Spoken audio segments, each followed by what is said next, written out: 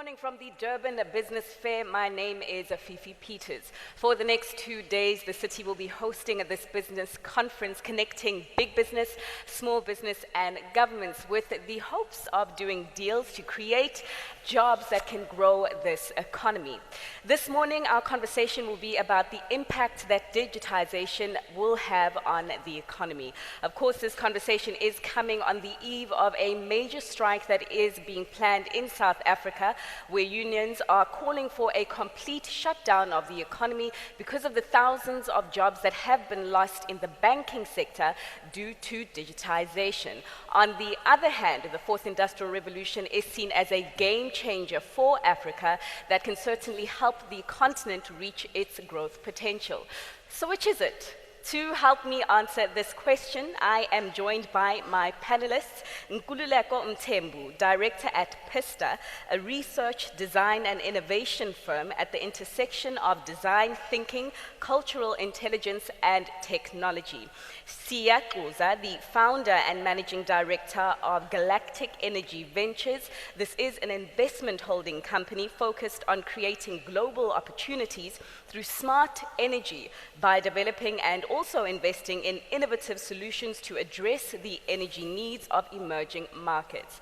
And last but not least, Prasheen Maharaj, who is the CEO of Southern Africa Shipyards. This is the largest shipyard in Southern Africa. And of course, yourselves, you can join in on the conversation on social media. The hashtag to use, should you have any comments, is hashtag DBF21. So let's get straight to it. Thank you so much for your time. Reflecting on what is expected to happen tomorrow, that major strike, people are tired, they're seeing the impact of digitization, and that impact is costing them their jobs. How do you see the impact of digitization on the economy, your general view, beginning with you, Nkululeko? Well, thanks so much for the opportunity. I think that's the beautiful thing about what's happening. So it's that whole idea of how do you create access for people, number one, but also how do you create equal opportunities and equitable opportunities. And just touching on what's happening around the banking sector, there's this idea around fintech, right, as to how do you give people access to banking services that are accessible, number one, but come at a very reduced cost. And when we start looking at the phenomena that's happening right now around the shedding of jobs in and around the banking sector, I think this opens up a nice space, because then we now are able to explore what these emerging technologies mean, like, for example, blockchain. How does that look like, and how does that play around the banking sector? Speaking around the idea of mobile money, right? So that now brings those conversations to the forefront. And it's a very appetizing conversation, dialogue and space to be in right now, and there's room for opportunity. Appetizing and very innovative, and a lot happening. In fact, there was a question from the audience members about Bitcoin and digital currencies. But of course, there are risks and there are challenges of this digitization. But Siya, your general view on the fourth industrial revolution? The fourth industrial revolution is a very exciting revolution, in particularly for Africa. But trend is not destiny. And so what do I mean by trend not being destiny? It means that if we're not proactive enough, this is an opportunity that will miss us. And I take the recent banking strike as a case in point. Proactive leadership is required for people to recognize that the world is changing, and we cannot stop the pace of change that is happening. It's either we can protest or complain about it, or we can be proactive and equip ourselves, upskill ourselves. Now, it is tragic that people's livelihoods are at risk here due to the threat of the banking sector. So a coordinated approach of government, labor, civil society is needed to absorb these job losses that are happening. But it is an indication that the strike, the digital revolution, has happened, it is here, and it is not going anywhere. But trend is not destiny. Right. Prasheen? Fifi, thank you, and greetings to my fellow entrepreneurs and business people. You know, as Siya said, digitization, the fourth industrial revolution has happened. It is not something that's going to happen. We have no option but to embrace it. And I'm not sure if South Africa was ready for it, because we kind of leapfrogged a couple of industrial revolutions, and we find ourselves smack in the middle of the fourth industrial revolution, and we are beginning to see seedlings of the of the fourth industrial revolution coming. It's called Society 5.0. So there's no option. We've got to embrace it. And change comes with both opportunities and challenges. And I think for us, what we need to do is understand what the opportunities are, look at the risks that come with those opportunities, and find ways to mitigate the risk. In fact, risk mitigation arising out of the fourth industrial revolution is an opportunity in itself. But ultimately, we are not a silo anymore. We are part of the global economy. So we have to say, in order to be a meaningful participant in the global economy, the challenge is competitiveness, efficiency, and that is what the fourth industrial revolution is all about. It is about lowering the cost of doing business so that you can continue to remain a meaningful and relevant player on the economic global stage. Sure. I mean, in terms of small business, because there are a lot of small business owners here in this room, Nkululeko, perhaps you can advise us, I mean, in your consultations with big business in various sectors, ranging from retail to even government and also education, what is happening there? What is their train of thought regarding digitization? What are the trends so that the small business owners that are in this room and that are watching the channel can be aware? Yeah.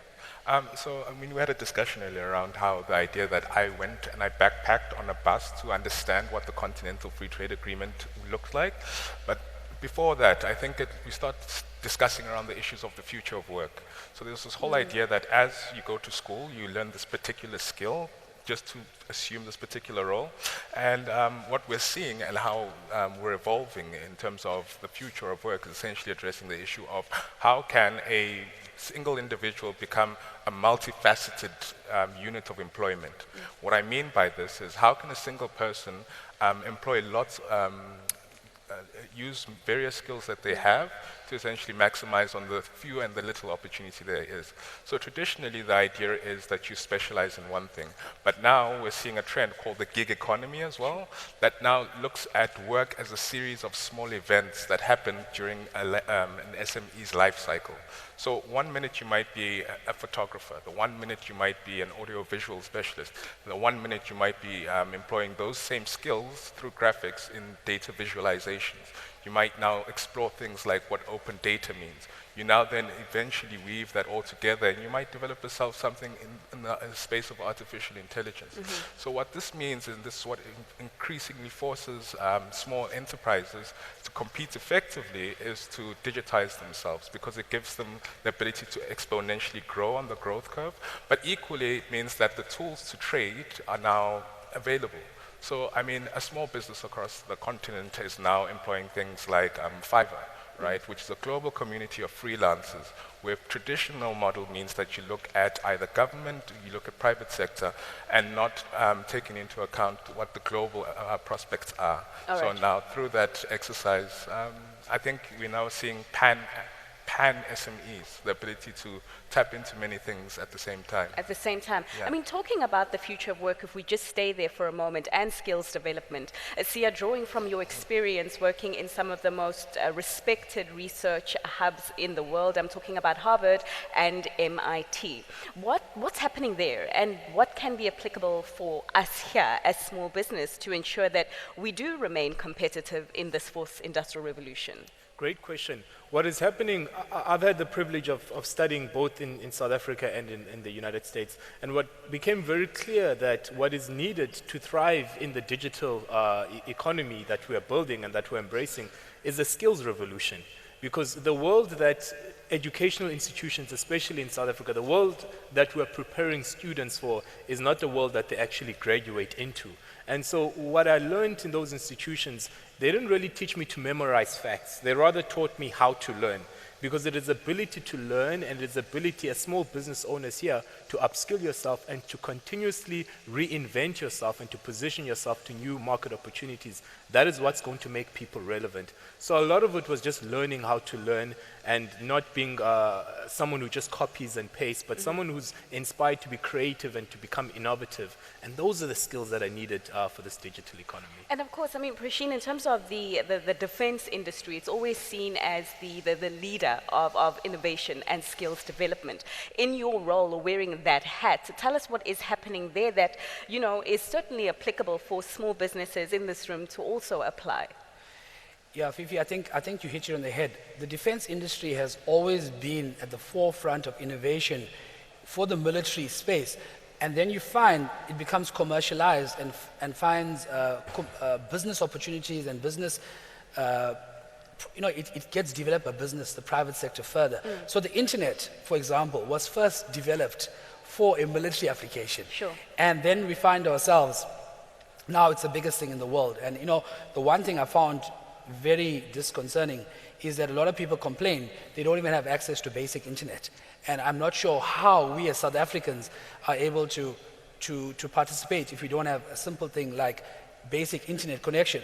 But I think the defense industry, because of geopolitical issues, provides a big opportunity for South Africans. So in the defense industry, there are arms embargoes against certain countries. So you can't supply to Saudi Arabia or Iran or UAE, etc., some parts in Southeast Asia. But we as South Africa, we're a very neutral country. So if we can develop products and systems to become autonomous or independent of the US and Europe, then I think we can develop a massive defense capability that we can export into the regions where the US, the UK, and Europe do not play. And a lot of people don't know, but the Department of Defense has got a budget of close to 600 million rand per annum to develop indigenous South African technology. And what all you need to do is make a proposal and send it to DoD via the acquisition agency Armscor. And if your proposal is good enough, if it is able to be commercialized, they will fund it.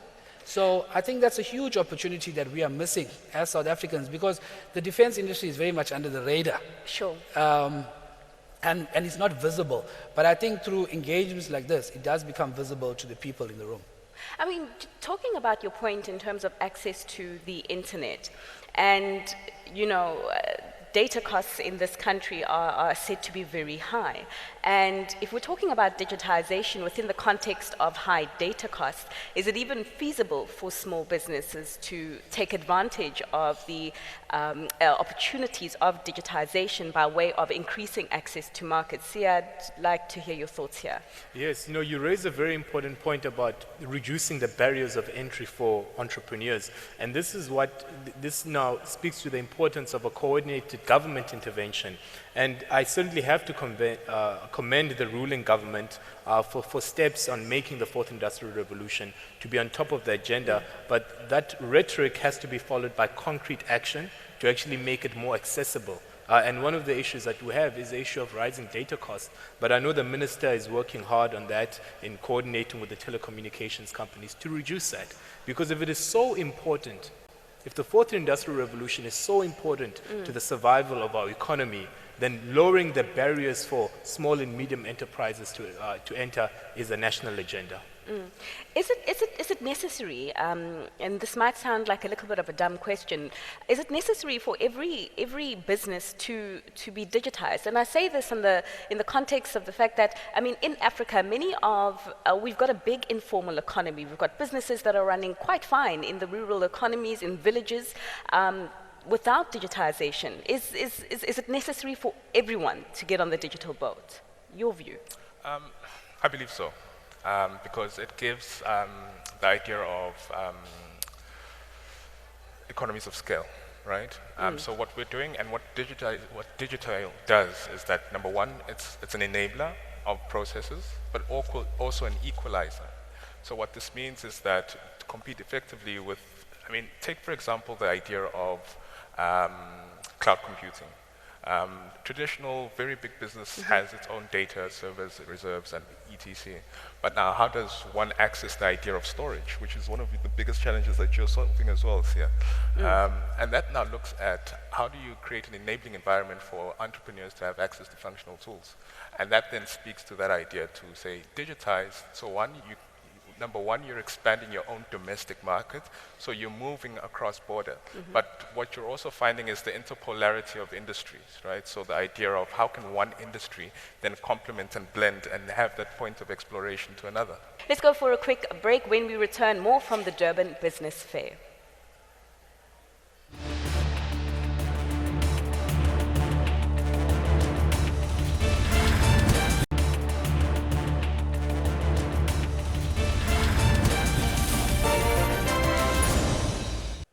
Welcome back from the Durban Business Fair, where we are discussing the impact that digitization has on the economy.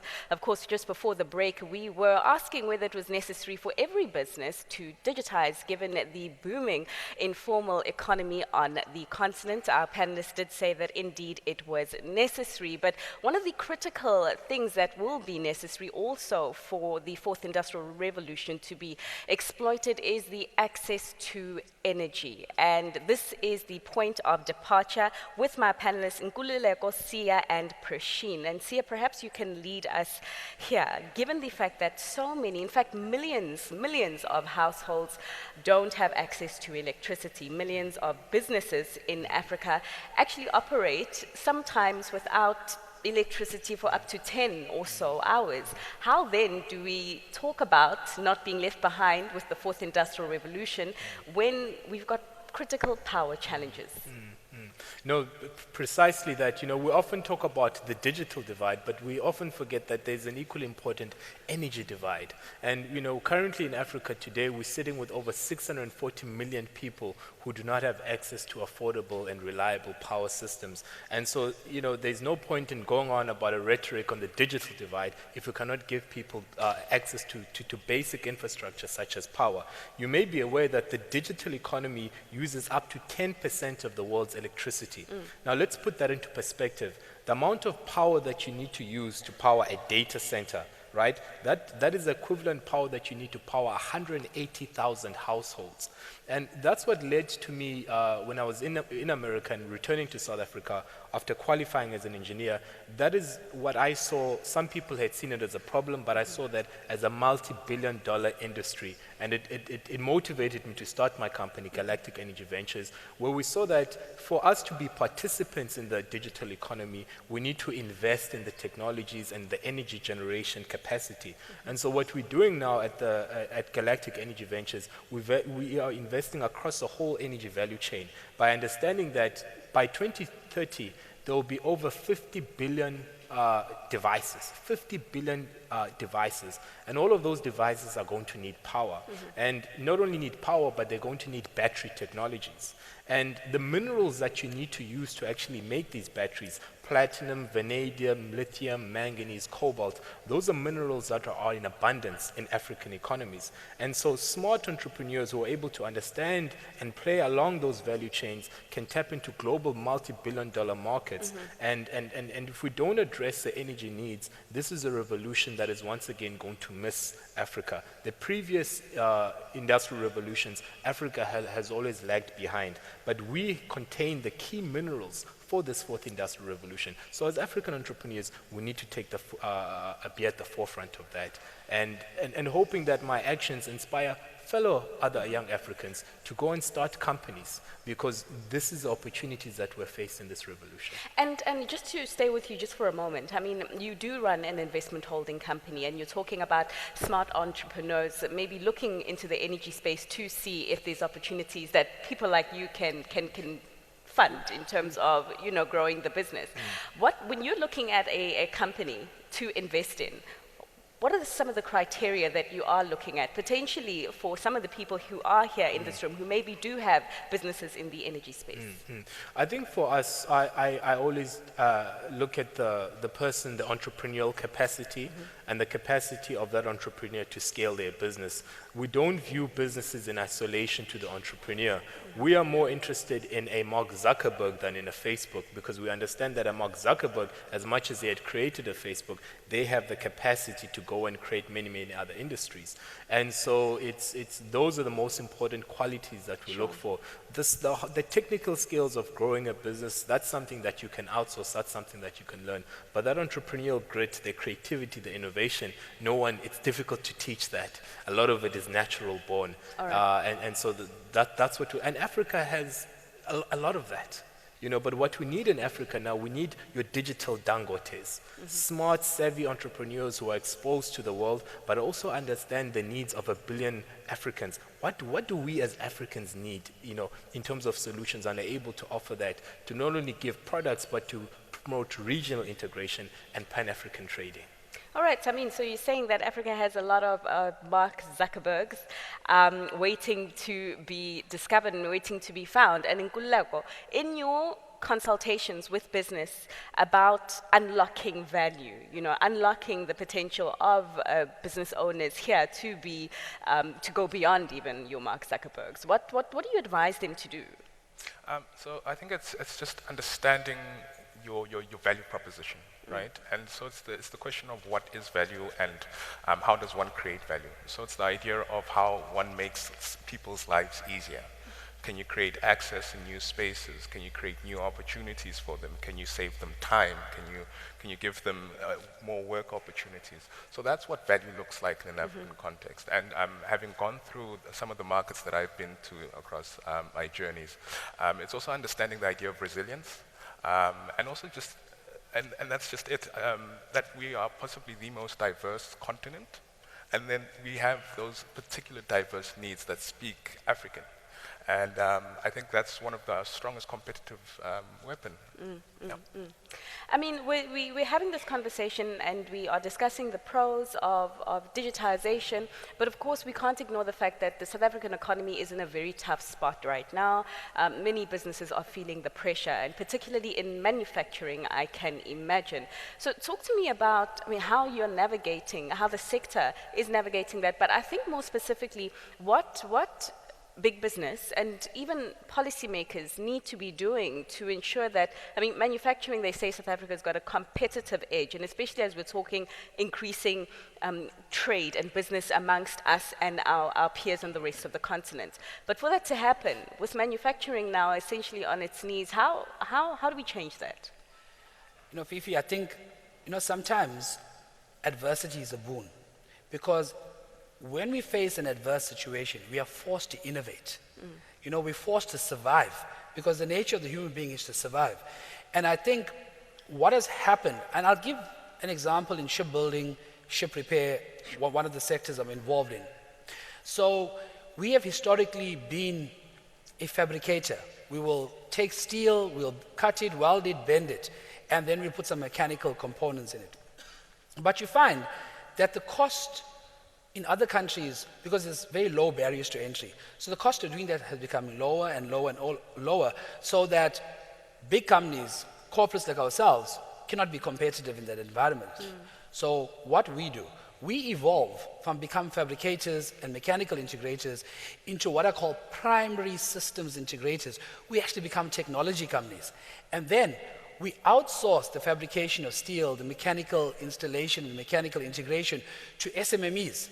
So us being forced to innovate have actually crowded us out of that space and opened the space for SMMEs.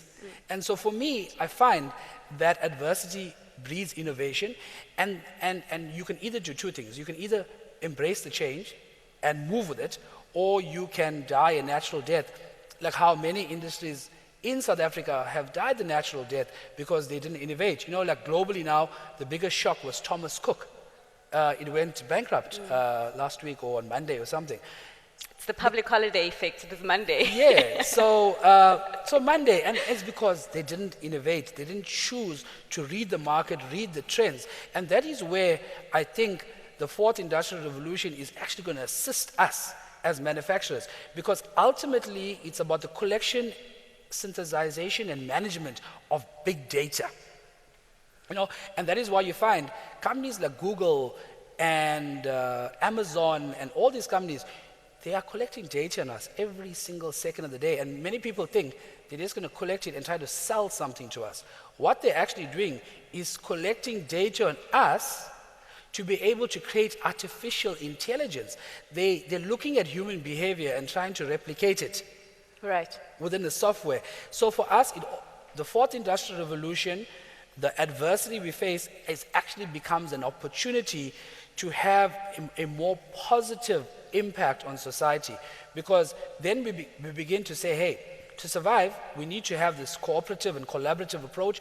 We need to embrace the sharing economy. So the Uber, Airbnb, they don't own any cars, they don't own any real estate, but they're the largest taxi operation in the world, they're the largest hotel chain in the world, because now they're cooperating and collaborating with tiny businesses, small businesses.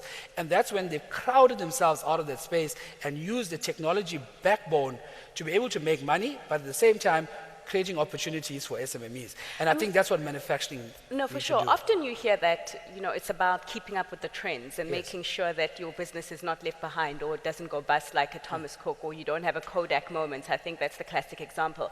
Where do you get this data to know what the trends are? Specifically in your industry, where do you go as an information portal? Where do you go as a founder of an investment holding company to ensure that 10 years from now, Galactic Energy is still alive? No, essentially, it's access to information and networks. And that's always been what's critical, because ultimately, a member of the audience, a small business owner here sitting at this forum, the big question is, how do I, an entrepreneur from MLAS or Enanda, are able to tap into these global networks and global opportunities? And information is gold, is the new gold in this digital age. So it's websites, but a lot of it comes through networks, because unfortunately we still have societies where information is controlled by the select and the few, the 1% of the world, and the 99% cannot have access to that information. So personally, that's where I've gained a lot of information from. And what about platforms like this? I mean, attending conferences like this, networking opportunities. I mean, is this also a platform for one to capitalize on data or on exchanges, or finding out what other people are doing in order to make sure that you still remain relevant as a business? Yeah, definitely. So one of the few things that my company does is look at the idea of cultural intelligence, right? And what that essentially means is the idea of indigenous knowledge systems, right? So we have this idea and this notion that the future is not within our reach. However, if we go back and we explore some of the fundamental things that make us human, we sort of understand that the verticals that we can explore with these technologies, right? So there's the whole idea that we need to network on our cell phones. But 50 years ago, people were networking through their newspapers, because all of them had their newspapers in front of them. So platforms like these, number one, expose each other to the diversity. So understanding that while we might be living in a certain lived experience, we're able to connect with people from other experiences. And just the power of networking is very important, and it's very powerful, because one, it exposes people to new insights, the idea of data, but also it's the softer elements, right? So for example, data is always seen as a number crunching exercise. But when we start looking at media outlets, right, more so with publications that are not necessarily fairly representing news, right, that's when we start looking at the softer elements, and that's when we start looking at psychographics, right? And that's also a form of data. So psychographics is the sentiment, right? So engaging and networking with people and able to feel them essentially is a form of data. The issue of sustainable growth and inclusive growth and transformation, to ensure that as businesses grow, as the economy keeps on growing, more people get to eat some of that pie. You call yourself a conscious capitalist. What does that mean? Unpack what conscious capitalism means, and to what degree do you think it's actually important to be a conscious capitalist in navigating the digitization economy? I think first and foremost, this level of inequality we have, not only in South Africa, but globally, is not sustainable. As the gap between the haves and the have-not widens, it's a fertile breeding ground for social unrest. So it's important for people, for businesses, to look at that trend and say, how do I become a meaningful contributor to reverse the trend or to reduce the inequality gap. And for me, that is what conscious capitalism is about. Unfortunately, we've become so focused on quarterly results that we forget the 5-year, 10-year, 15-year, 20-year plan. So we're under pressure to perform every quarter and maximize profits and produce good results, that we forget the human element, we forget the social element. This thing is called socioeconomic growth. We don't pursue the social part. It's pure economics. And for me, this is where conscious capitalism is about looking at all your stakeholders, the people that work for you, in addition to your shareholders, your suppliers, your communities, and we look at how do we maximize the benefit for all of them. So McKinsey came up a couple of years ago of this thing, not return on investment, but social return on investment. And for us as conscious capitalists, we look at how do we maximize social return on investment rather than return on investment. And that includes how do we create jobs? How do we diversify our supply chain, transform our supply chain? How, for example, gender parity, because it's gender-based violence, and I hate to use the word gender-based violence because it doesn't talk to the fact that men are raping women, men are killing women, men are raping children, men are killing. What does gender-based violence mean? But if we call it what it is, and then as us, as entrepreneurs, as business people, got to say, how do we achieve gender parity within our workforce? How do we have generous maternity benefits so that women don't feel disadvantaged when they need to have children? Because if women don't have children, that's the end of the human race. So it's those issues that we embrace when we talk about conscious capitalism. You can't do away with capitalism because the business will come to an end because everyone will be lazy. So you need a capitalistic system, but you need people who see the bigger picture, who understand that we need to have gender parity, that we need to have reduced inequality, we need to create more jobs. And for me, this is where I think the digitalization of the economy, the fourth industrial revolution can help us achieve that. For people who are startups, they're one man. It's more easier to start, one man or woman, I'm going against my gender parity. They can say, it's so easy. These days they have this website called freelancer.com, where you as an entrepreneur have got an idea, now you need to assemble a team. And there are people working in the so-called gig economy. They don't want to have jobs. In fact, they don't like to have jobs. They want to work when they want to work and go on holiday and travel the world and do whatever else in their free time. So you can quickly go to freelancer.com and assemble a chief financial officer, a chief technology officer, a marketing person, just like that. And I think we live in such exciting times, to be able to just we're speaking about networks and access to information. And before, the competitive advantage was your location, where were you on the trade map, and the level of infrastructure that you have. Now, location is virtual, infrastructure is virtual. Sure. It is so much easier to scale up as an SMME. It's so much easier to get resources and access to market as an SMME. So I've done Google searches and done business in India and in Europe and in America and in China, Right. but pure Google searches. So for me, that's what, for me, conscious capitalism represents. It is not an option like the 4IR. It is a must. It's a must. Because the world will end itself in our greed and our this bling culture and this hip-hop culture that is taking us in the wrong direction. That might be a bit controversial. Let us leave it there. I'd like you to get the panel's views on African businesses doing more business with Africa. And especially as we're talking about now, in the UK, there's a separation potentially from the Eurozone. In the US, there is a separation from many other trade deals that they have. But in Africa, there is now a deal on the table that seeks to make it easier for Africans to do business with Africa. What are you seeing as the opportunities there on the ground, and to what degree do you think digitization can facilitate more Africans exchanging with each other? Sia. There's a massive, massive opportunity to pursue a united Pan-African new growth model that is built on the digital economy. And I'll give you an example. The population of South Africa, 50 million. What is the population of Namibia? 4 million.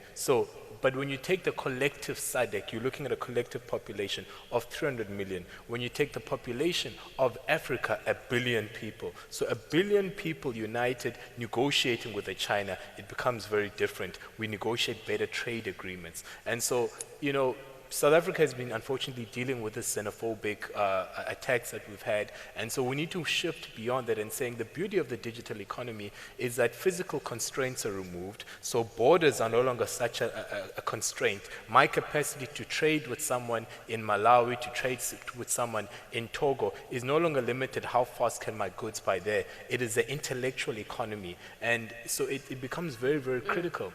But equally important, what we need to do is assisting African entrepreneurs knowing how to position and package themselves. That's always been the thing that has held back a lot of entrepreneurs, is that you'll find that in this room here today, there's so much talent, and people even watching this on CNBC Live, there's an immense amount of talent, but as Africans, we're still dealing with these mental perceptions that, we are not good enough, that the West will always be ahead of us. And until we tackle that yes, we as Africans are equally capable of global innovation and global excellence, we can become champions of this new digital economy. No, for sure, and I'd like you guys' views, and